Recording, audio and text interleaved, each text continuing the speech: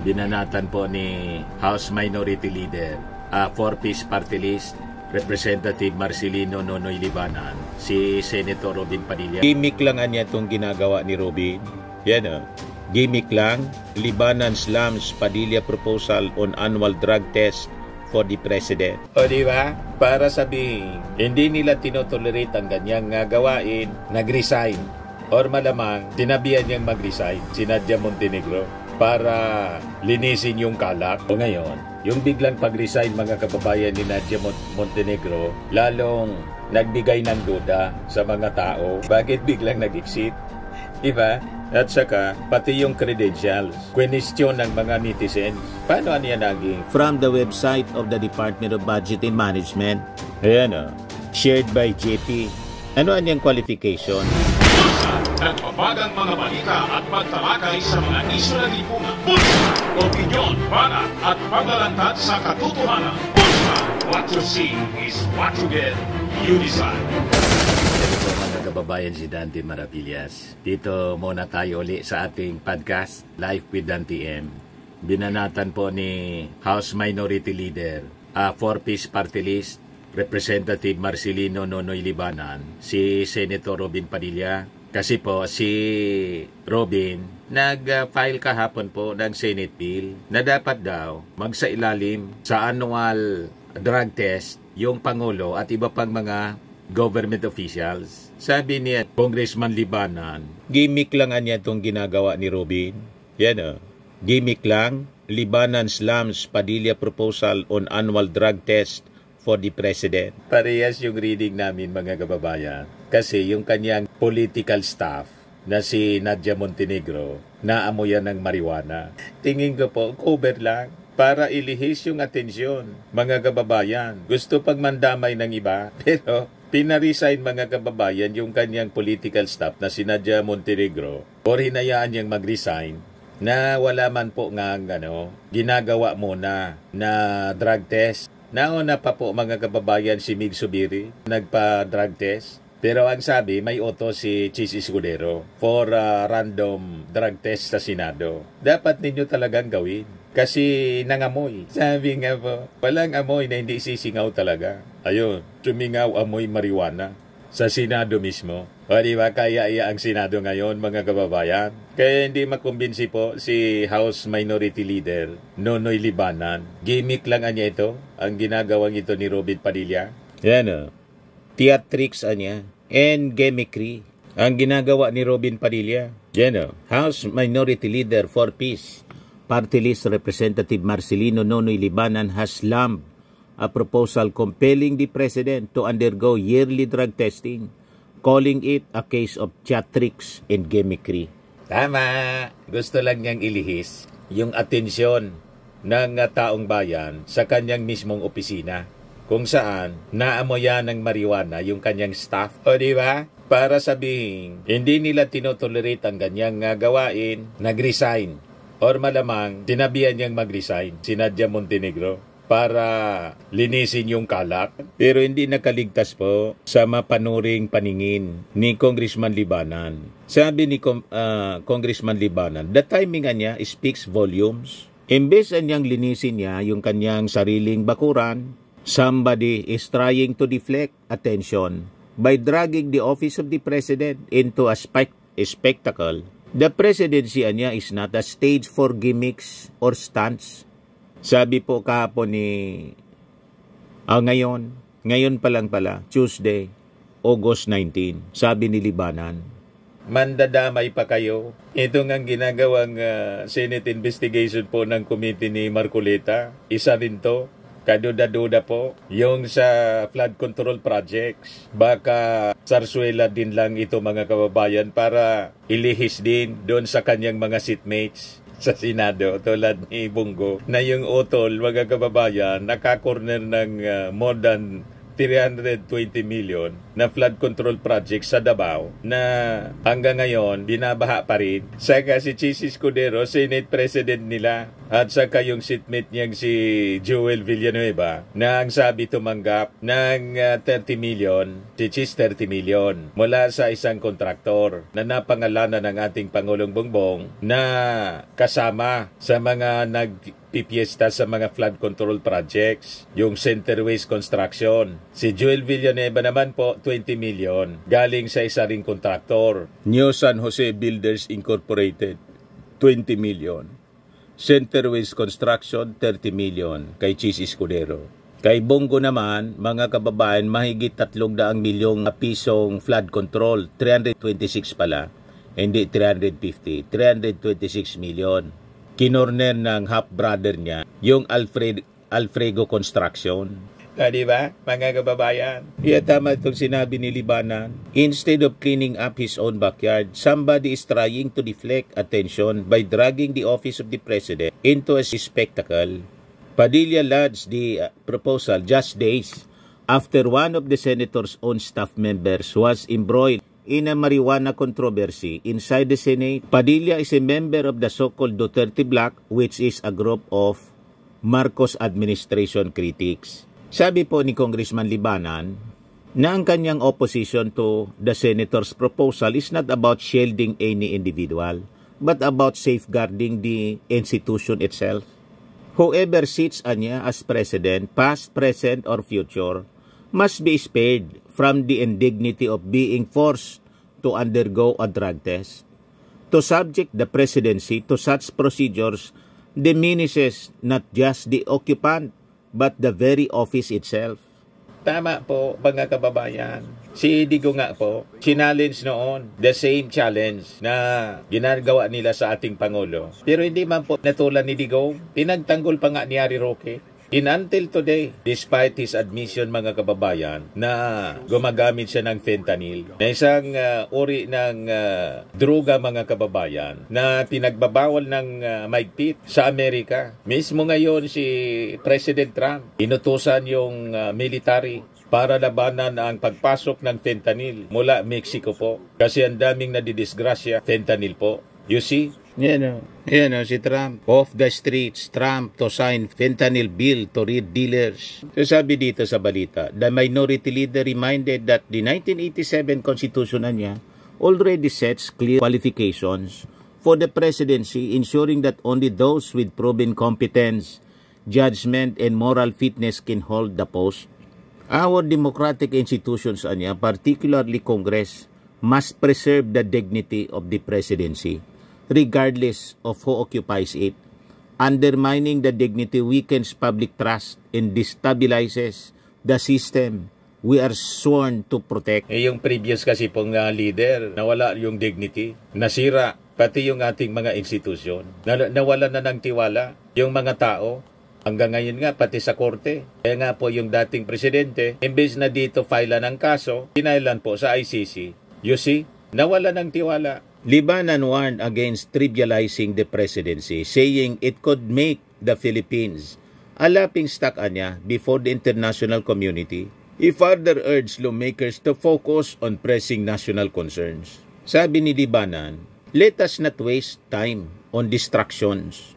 We should be fixing the economy, lowering the cost of living, creating jobs, and protecting our communities from floods and disasters. These are the issues anya that truly demand leadership, not hollow theatrics, sabi po ni Libanan. Diba? Pinangaralan mga kababayan ni Congressman Libanan na isang veteran lawmaker, mga kababayan. Itong si Robin Padilla. Si Libanan, yung lead prosecutor po sa impeachment case laban kay Sara Duterte. Minority leader siya. Hindi man siya kakampi ng ating Pangulo. Minority nga eh. Kabilang siya sa oposisyon. Pero responsible opposition po itong si Libanan. O ngayon, yung biglang pag-resign, mga kababayan, ni Nadia Montenegro, lalong nagbigay ng duda sa mga tao. Bakit biglang nag-exit? Diba? At saka, pati yung credentials. Question ng mga netizens. Paano niya naging political staff ng senador ni Robin Padilla, itong si Nadia Montenegro? Parehas po sila artista kasi. Yun siguro ang qualifications. Kakilala, parehas politiko. Humingi din siguro ng tulong kasi wala nang mga projects itong si Nadia Montenegro sa pelikula, sa showbiz. Yan o.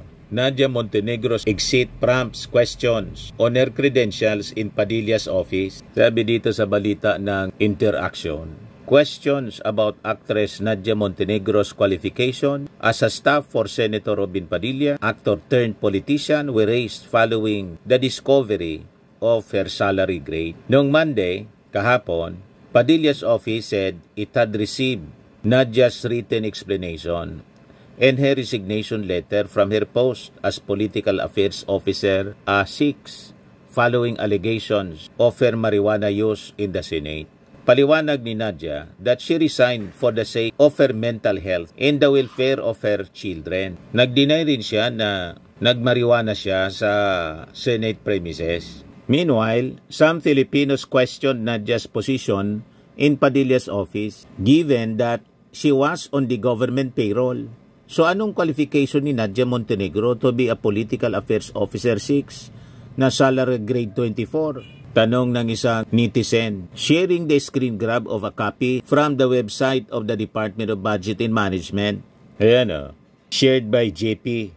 Ano ang niyang qualification? Salary grade 24 siya. So ang sweldo niya, 85,000. 85,074 for step 1 and 86,462 para sa step 2. Mataas ang sweldo. 85 to 86,000. Solve na solve mga kababayan. Tapos pa singhot-singhot lang. Pero hindi man po, nangamoy lang. At ang sabi, ang nakitang lumabas doon sa nangangamoy na banyo, si Nadia Montenegro. Yun ang report mula sa USA. Ang sabi, ang nagsuplong, nakaamoy, staff ni Ping Lacson. Ayun. O ngayon, biglang nag-resign para siguro hindi na magulo at siyempre para isalba yung office ni Senator Robin Padilla na sabay file ng bill na gusto mandatory every year yung presidente, dinamay na yung presidente and all other officials. Mandatory drug testing. Imbes na ipa-drug test niya yung sarili niya muna, tapos si Nadia, yung mga staff niya, yun ang ginawa. Sana muna. Kaya sabi ni Libanan, hindi niya pwede yung theatrics and gimmickry. Nalata mga kababayan ni Congressman Libanan, nililihis yung kwento. Pang-cover. Sumingaw po yung marijuana eh. Sabi dito sa kwento, Nadia is a showbiz personality with a background in cooking. Kaya naman pala may naamoy na usok. May cooking. Yun ang expertise niya. Cooking. Kaya may nangamoy na usok. Kaya lang yung amoy na usok, hindi galing sa nilutong pagkain, kundi Mary Jane. In 2024, she completed a basic citizen military course and became a reservist in the Philippine Navy. Meanwhile, a 2018 document uploaded on the DBM's website titled Index of Classes by Salary Grade states that a political affairs officer 6 has a salary grade 24. According to the DBM's National Budget Circular that took effect this year, a salary grade 24 is equivalent to 98,000 o mas mataas pa, 98,185. Yung una sabi 85 to 86,000 for step 1 and 99,751 for step 2 and 101,283 for step 3. Matindi. Grabe po. Mataas yung sweldo. Pasinghot-singhot lang. Dapat yung sweldong ganyan, mas tama na ibigay po sa ating mga teachers. Sumweldo salary grade 24. Kaya lang yung mga teachers mababa po. Nasa 30,000 plus, hindi mag 50,000. Ang demand nga nila, itaas hanggang 50,000 man lang para mabuhay ng marangal. Ito nga po, pakuking-kuking, napakataas ng sweldo, salary grade 24. Kaya dapat talaga itong Senado, i-abolish na lang. Di ba po? Sayang pasweldo dito sa mga taong ito. A political affairs officer, particularly in legislation, is expected to have a background in political affairs to assist the lawmaker in fulfilling duties within the government's policy-making body. Ako, ang tingin ko, accommodation man lang po ito kay Nadia Montenegro. Kaya naging political staff siya ni Senator Robin Padilla. Ngayon, sabi ng mga nag-react, you should also ask what qualifications Robin Padilla to become a senator and you will know the answer for Nadia Montenegro. Matalim na katanungan, mga kababayan. Matalim na reaksyon. Sabi ni Lawrence D., muntik na akong mahulog sa silya ko. Seriously, salary grade 24. If this is true, she must hold an excellent credentials and had a colorful background prior to being a political advisor of Robin Hood. Salary grade 24 commands respect in hierarchy, 85,000 to 90,000 plus per month. Same level as some Deputy Director General or as some Supreme Court Justice in some Court of Appeals officials. Sabi ni Joby Adena, qualification required for Senator Padilla's office, experience, at least 1 year prison experience. Loko talaga po ang mga netizen. Education should not have gone higher than grade 3. Preference, potheads, or stoner. Wala talagang patutunguhan pag ganito po ang ating mga leader. Sabi ni Petite Blanco, question first and foremost, why Padilla is in office without credentials? He was ignorantly voted into office but he knew fully well he has zero credentials to be a lawmaker. Sabi ni Aya Sanchez, kagaya ng amo niya, wale qualification, sweldo lang ng sweldo, galing sa pera ng mamamayan. Hay, kawawa ang Pilipinas. Sabi ni Daniel Iscleto, it is equivalent to a lawyer in some government offices, though that is discretionary on the part of the senator as it is a coterminous position. Sabi ni Limar Olak, laki ng sweldo ni Madam, sayang ng tax namin. Sabi ni Joe Harley Bermoy, mabuti ka pa Nadia Montenegro, may natira ka pang hiya. Pero ang iba dyan, kahit lantaran ng katiwalian, nagkukubli sa peking pangalan. Mary Grace Piatos, ayaw pa ring bumitaw sa kanyang tungkulin kahit marami at sangkatutak na ebidensya, ayaw pa ring bumitaw. Ang kapal ng muka na hindi dapat tularan ng iba, buti ka pa, naintindihan mo ang salitang walang hiya. Sabi ni Greg Atienza, siya ang dahilan kung bakit natalo ang mga artista noong nakarang eleksyon. Sabi ni Nopin, same question. Same thing as why Senator Padilla became chairman of the Committee on Constitutional Amendments. Buti napalitan na ni Senator Kiko Pangilinan. Yan po mga kababayan yung sari-saring reactions ng ating mga netizens. Anyway, sana may matutunan po tayo dito sa mga kwentong ito mga kababayan na importante talaga ang pagpili ng mga tamang leader. Okay po? Para maayos po yung ating bansa. Ito lagi nating tatandaan mga kababayan, sa buhay, you become what you believe. Ako po si Dante Maravillas. Bye-bye. God bless. Firmax Firming and Lifting Cream, pinapahid po sa mga pulses in affected area. Mainam po sa paninigas ng mga kaso-kasuan. Ito naman po, Automax Radiant Serum. Sa mukha naman yung application, anti-aging po siya. You will look 10 years younger than your age. Sa mga cancer patients naman po, baka lang gusto ninyo itong itry. Neng siya Red Mix Fruit Drink. Hindi mo po siya gamot, food supplement siya. Kaya lang, gawa siya mga kababayan sa goji berry. Yung goji berry may anti-cancer properties. O ngayon, yung mga inquiries ninyo, dumiritso na lang kayo sa aming messenger sa Facebook para masagot namin agad. Ayos pa? Ayos na ayos niya, Mr. Maravilla. But anyway, ito po pala yung aming bagong product na binibenta online.